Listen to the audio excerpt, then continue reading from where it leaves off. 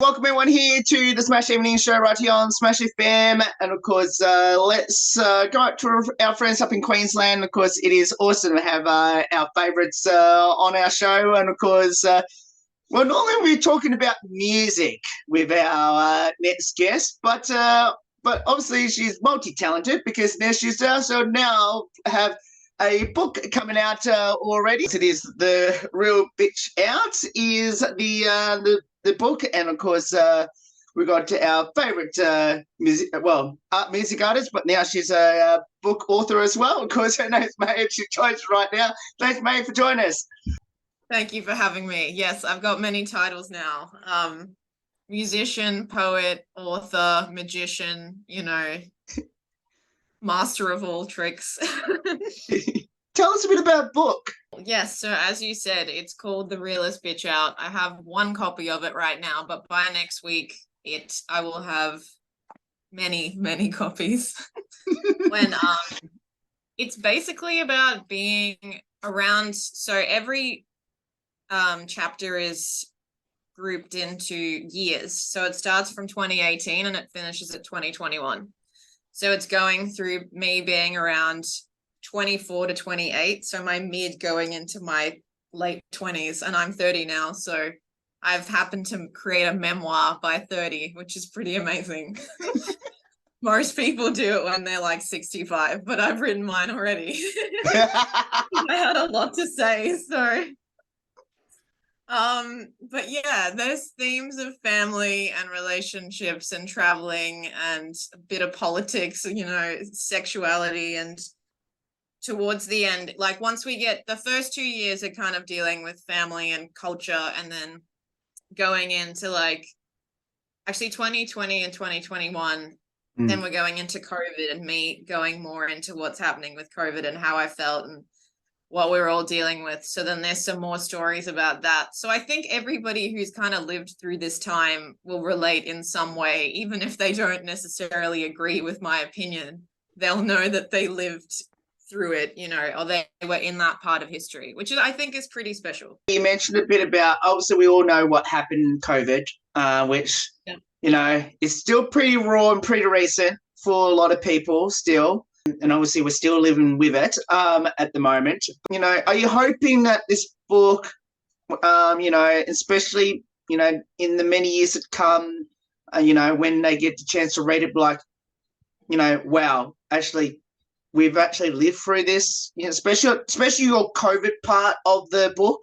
Yeah, well, definitely. I hope it transcends, books can transcend time like that. And I hope now, because it's autobiographical, that, people will be able to relate to it and go, oh, tell their kids about when it happened or whatever. But, I didn't necessarily know that I was going to even be writing about it. But writing really saved my life and like my mental health during that time in Melbourne, because I was down there with you guys. And if I wasn't writing, because before that I was up doing poetry events, right? And I made a big thank you to Hamish, if you're listening, Hamish Danks Brown, for supporting me in the poetry community. And like at Barusi we used to perform and we had such a good crew, and like it was really free speech, and that's what I value about this book too. It's like it's very unfiltered. There's no bull. It's just like straight to the point. And like Hamish never filtered anyone, and no one got cancelled. No one was like it's too much, and no one got like pulled down for speaking. Everyone could speak. And I remember this one poetry night, I'll never forget it. We were having such a high that night, and everyone was just going and going. And it was like, then this girl got up on stage and like lied down on the stage and did this like whole comedian bit. And I was like, whoa, you're like way more than me. And it just felt like there was like kind of an electricity, almost like comedy, because we were just all there and we kind of built these friendships, kind of like almost like, I don't know, uni or whatever, but like we had our own kind of group or like crew of people that were out there like really trying to speak. And I will never forget that time in 2019. So once we hit 2020, it was really hard because I had this outlet to speak and perform, and then we go into 2020 and that no longer exists, except I was still very publicly talking on my Instagram and and my Facebook, just like sharing the videos and like going on as I do, like, because my goal when I moved to Melbourne was to be able to speak my spoken word poetry, and now I can't shut up. So it's just like, it just keeps coming out and out, which is great. But yeah, just having that time to like, I just made sure that I was recording it, and then that I was like the documenter, or what do you say, like the yeah, like almost like a reporter. Like I treat myself as a reporter sometimes as a Gemini. It's like I just want to make sure I'm reporting the facts, and whether they're accurate or not doesn't matter to me so much as if like that they are like what I hear. And there's a lot of conversation in the book of what people say, and I really try to include like both sides of the story the whole time throughout the whole thing. So it's like this person thinks this and this person thinks this, and you're seeing it from my perspective as you're reading it, but then you're also getting perspectives from the collective as it's happening. Do you know what I mean? Obviously, we've been friends since 2020, and especially been following your music side of things. Is in the book, is there a fair bit of, I guess, a bit about your music journey in there as well? Sometimes, yes, definitely. I write a bit about like, failing or like not making it or not having enough money, or like, just artist kind of struggles of like, I'm going to perform, or I'm doing this, or I don't have enough super, or just like there's comments about, like just what it's like to be an artist and like my thought process. So yeah, there's definitely references to like being an artist or having a guitar, or like there's definitely memories. It's not like I've taken a whole thing and been like, this is what it's like to be an artist. It just kind of throughout the book, you pick up snippets and segments of like what my world looks like. Moving on from that, now you mentioned about poetry just a moment ago, and I know you want to read out one of those poems, which I've actually do have. I'm assuming it's the copy that you've actually sent me as well, which I've actually read it earlier today. But would you like to read that part of the poem, which I presume that's in the book, isn't it? Yeah, I was going to read a poem called Ghost Town about COVID, but all right, so this is Ghost Town. No one smiles in Ghost Town. The trams are empty and the people shield their faces alien to each other. The only people who are out are the people living to die and workaholics like myself. Place your bet on Ghost Town. When they say that we will be closed in, will we understand what freedom really means when they can take away our privileges, but they can't take away our freedom of speech? God watches over Ghost Town. Is this punishment for the way we've treated our land? Will this be the last time we make a stand? People listening to politicians left and right, dragged by the dog collar, can't think for themselves, and I'm supposed to bear witness when no one sees each other in Ghost Town. If today was our last, would we say what we really felt without fear of consequence? Would we unblock our ex? Would we look people in the eye? Would we not fear hurt in any way? Would we stop waiting for that apology and take control of our destiny? In Ghost Town, the people live in supermarkets. The animals become cannibals when flesh comes off the bone, ravaging for breakfast, blow out the candle, eradicate the little hope I have left. The flowers on my windowsill are withering. I pin my hair back, but I'm not put together.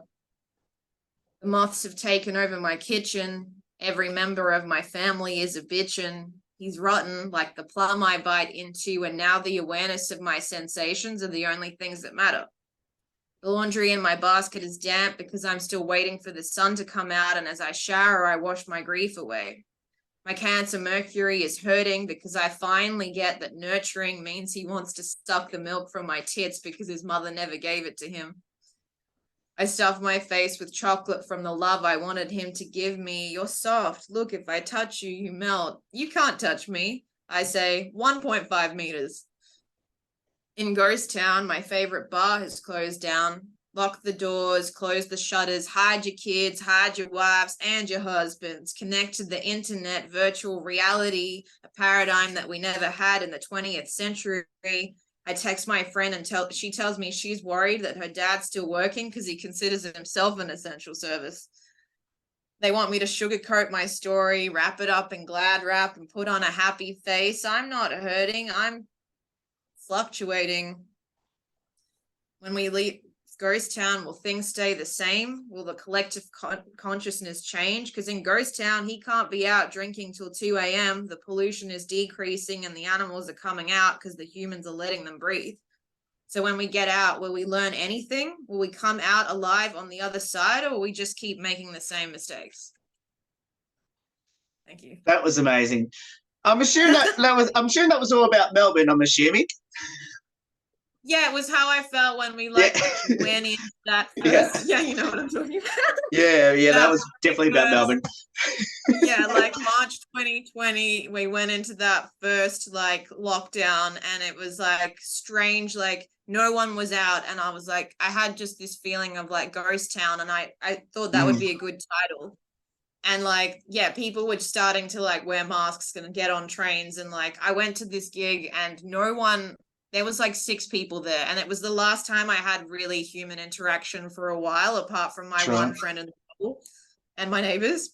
But yeah, all of those people, like I kind of wrote about them too, like a man who was a musician, and he said he was sad because he wanted to like play, and then there was another girl who had to be sent back to America, and it was just all kind of like everyone had to go where they had to go, and there was that decision that had to be made. I don't know if you remember, like people had to make decisions at that point of like where are they going to be, because they were going to be locked in whatever that location was. Correct. So yeah, the whole bit about like, you know, the animal, that one of my favorite lines is the animals become cannibals ravaging for break. That bit about like, you know, when people were fighting over toilet paper, I was really trying to explain like now we've become animals, not humans. Like we've gone to like survival, you know. I'm glad you mentioned about the toilet paper situation. So we'll never forget. Yeah. No, but you know, just like people started to become like animals and not like act like intelligent beings, you know.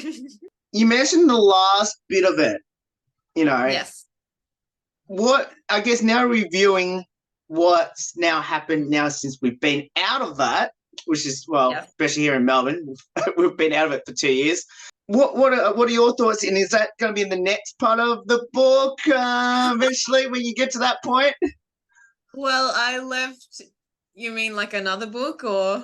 Oh no, continue on from that last bit that you just mentioned. Right. I mean, there's more observations in 2021, that's for sure. But I mean, it's more like, I mean, I don't know, have we? I think some things have changed, as in like, you know, people work from home more now, but and it's kind of made us more isolated. Like it's been very hard for me, like moving to Queensland, to try to like socialize again. I think it kind of it was like a detriment to socializing. Like it's been hard to just come out of the shell again, you know. So yeah, you probably feel that. So it's just, I don't think anyone in Queensland feels it because they were just not like at our level. So, but the people that were, it's definitely taking time to come back to like just being around people, you know. Talking about the book tour. Yes. When are you starting that? And I believe it's starting, well, by the time this goes on air, it'll be that week. So tell us when your book tour is coming out. Yeah, so in the context of that, this Thursday, the 31st of August, it's starting at Junk Bar in Brisbane. Perfect. And I've got Lottie McLeod opening. And then the 2nd of September is the Sunshine Coast show, and that's at Woodstack. And I've got a white rapper called Potsy. He's really good. I don't know why I laughed at that. He's really good. So it'll be him and me rapping basically. And then I've got to book some more shows. Like I'm trying to get a show overseas actually, but we'll see, fingers crossed. And then I've got to book a Gold Coast show and Byron. So stay tuned for Gold Coast and Byron. Yep. I don't know how far south I'm going to go for this, but we'll see. Like, if I don't end up in Melbourne, I'm just going to do an online show. So. I was waiting for you to say Melbourne there for a moment, but I knew you're probably. Well, it's like, you know, I'm going to Europe actually after this, the first 2 shows. I'm going to Europe in September. So I'm going to be spending money in Europe. So we'll see how much, how I'll go with that. And then I'm coming back here. So yeah, it's going to be interesting. Now, you mentioned about Europe. One of your prompts that you sent to me is about Europe. Are you taking it over there as well? Yeah, so I'm flying into London, so I'm hoping to do a poetry open mic night, and I'm going to Copenhagen and hoping to get a gig there. So, yeah, and then I'm just seeing my family for the rest of it. But I actually wanted to say I could read a little bit from the Europe poem. I won't read the whole thing, but I could read a little bit if you're keen. Well, I could read like 2 pages. How's that? All right. Yep. Go for it. Yeah, I reckon we'll still have enough time. All right. Yeah. So this bit goes, I bled from Prague to Paris and held up my entire plane by not checking my guitar in on time. A woman at the airport terminal drove me to the boarding line. I didn't find my soulmate in Paris, and I left my menstrual cup in for more than 12 hours, so I was worried I might die. 2 French girls chatter away on the metro. The lack of air conditioning is stifling, and no matter where I go, I can't seem to escape Americans. I stare at a beautiful, fashionable French couple as a 50-year-old woman brushes over her lover's white hair gently, and she laughs back at him. Tacky ornaments, theft and crime, people smoke as they walk here, and the men are more effeminized. The waiter threw out my map, and a gay couple comment that the subway system is worse than New York. Paris is a cold, hard bitch, and she doesn't give a shit about you. I lost 50 euros on my first day playing a gambling game because I was vulnerable to a city that had no empathy for me. An Albanian criminal tried to comfort me. He told me to stop crying whilst kissing my hand, but I fled to the Eiffel Tower and met an American man who said he lost his money the same way in Vegas because there's nothing like bonding over mutual pain with strangers. If you're not prepared to lose, don't play, he said, but I always aim to win. In Sex and the City, Carrie Bradshaw poses the question, when you break up, where does the love go? Well, he haunts me in my dreams because my Pisces Saturn feels all of my memories intensely. He shudders beside me, and no matter which way I turn, he always has my back. I tell him I have anxiety again, and he tells me it's normal to feel this way, and that if he can break through my wall, that there's something really sweet and beautiful on the other side. I go in and out of sadness because that's what grief is, where you replay the memories in your head and until you don't know who you are anymore. And I can't tell the difference between lies and truth because he told me he was sick of meaningless sex. And when I told him I was hard to, that's a good thing. And I believed him. My psychic told me to film and chuck him. And I'm like, is this unsolicited psychic advice? But I always wind up caring too much. So when he says, don't worry about me, what he really means is, I don't want to worry about you. She told me that water signs were more prone to addiction. So when he asked me what my vices were, I didn't have the heart to tell him it was getting involved with people like him.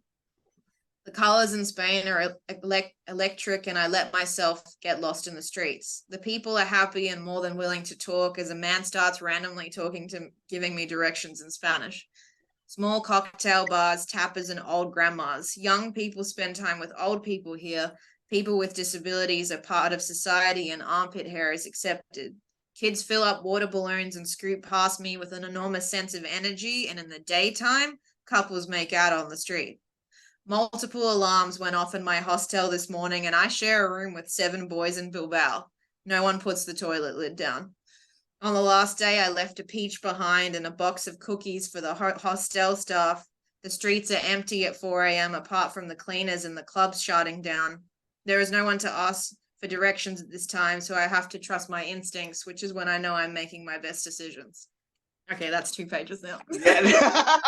Yeah. How do we go? I can't wait to see what the reaction is in Europe with those words. Yeah, totally. I'm going to town on every country now. Yeah, but really bitch out there. So for everyone that should hopefully for everyone that should buy your book, how can I go about it? All right, great. There's 2 ways. First, if you want a physical copy, you go on my website, Maja Official Music, MAJA.com, and go to the shop section, and it's in the shop section. If you don't want a physical, you just want to read it online, I've let Jeff Bezos have it on Kindle. but otherwise he can't own the physical copy. Only I can. So you can either ebook it on Kindle or buy it off me off the website. Man, thank you so much for giving up some of your time to join us. It's awesome having you on the show as always, and I'm sure I can't wait for you when you come back to Europe, and we'll share more of this story, continue on this story when you come back from Europe, and see what their reactions are on that. But thank you so much for joining us. Can't wait to get a chance to read some bit more of your book, and definitely rereading that poem that you sent me. Thank you so much, and I hope we'll get to chat with you a bit later on in the year once you come back from Europe. Yes, thank you so much, Will. I appreciate it. Thanks for having me back. No worries, and that's me that joins it there. Of course, the Realist Bitch Out will be out now. Of course, I think it is out now. Yeah, we'll put all the details out on how you can order it. There's more on the Smash Evening Show right after this. Don't go away here on the 10th year celebration.